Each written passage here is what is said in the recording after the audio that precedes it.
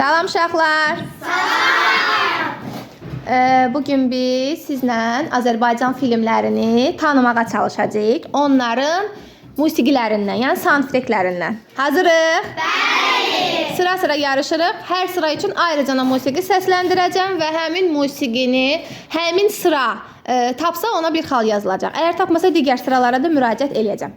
Birinci sıramız üçün başlayırıq.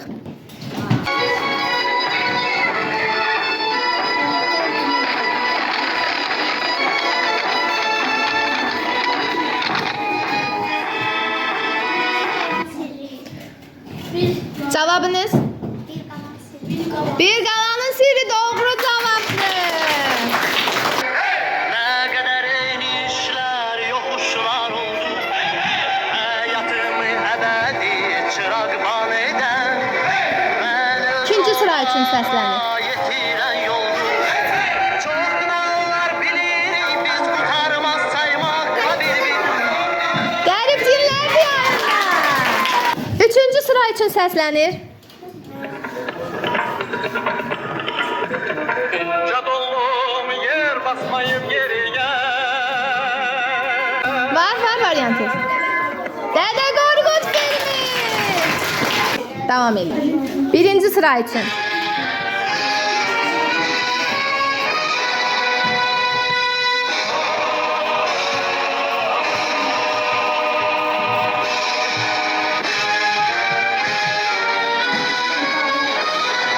Gündür'den de. Babək filmi. İkinci sıra. Bir görün. Bir Galanın Sirri. Çok değildin, düşmesen yol çekmeye. Gideceksen boş tutma diyorsun İsmail. Deyin. Tam karara gelin. Ulan neden uyandın? Ben Cevabınız? Ege Hanım. yoldum yuvam, hayatta kendimi tutarım.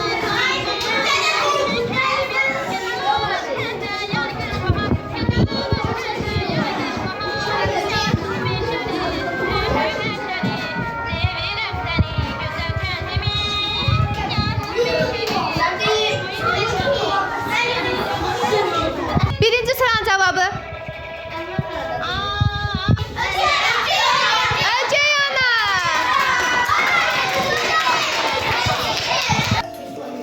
Xal qazana bilər.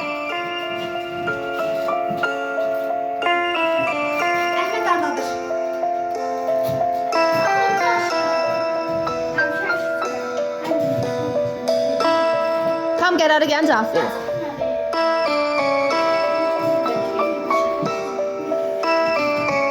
Tam qərara gəlin. Əhməd Aladakı cavabı olmadı. Keçirik digər komandalar. Cavabınız var.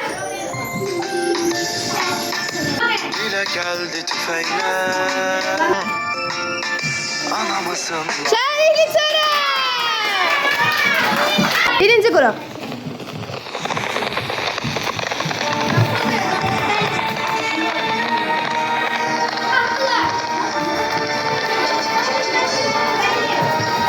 Yok, birinci qrupun cavabını alaq sonra. Akşamın her yanı hey. Əhməd Aladadır.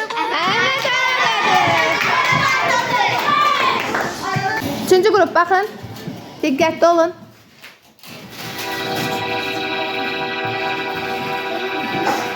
anama değil.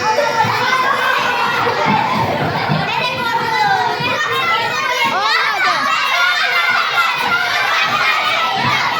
Əsas nəvi.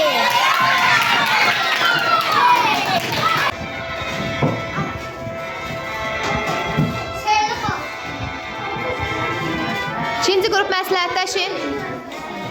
Deyin görək. Yaxşı qulaq asın.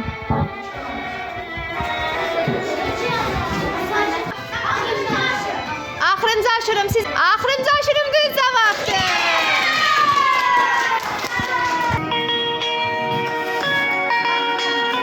Deyin. Cevabınız varsa deyin. Dədə Qorqud filmi.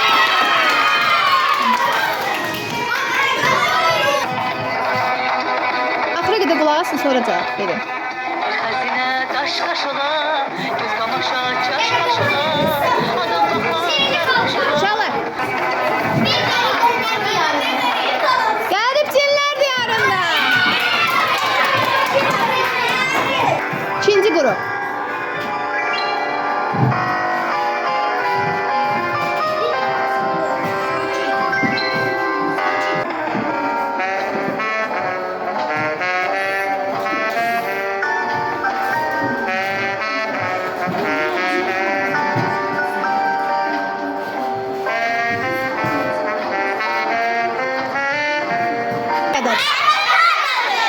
Əhməd haradadır?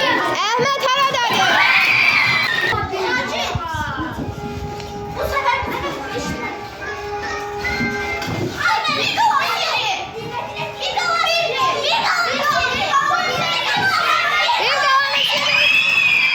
Uşaqlar, bir sözü deyim sizə. Qalib olan bilirsiniz nədir? Qalib olan Azərbaycan incəsənətidir. Azərbaycan incəsənətini bilməyinizdir.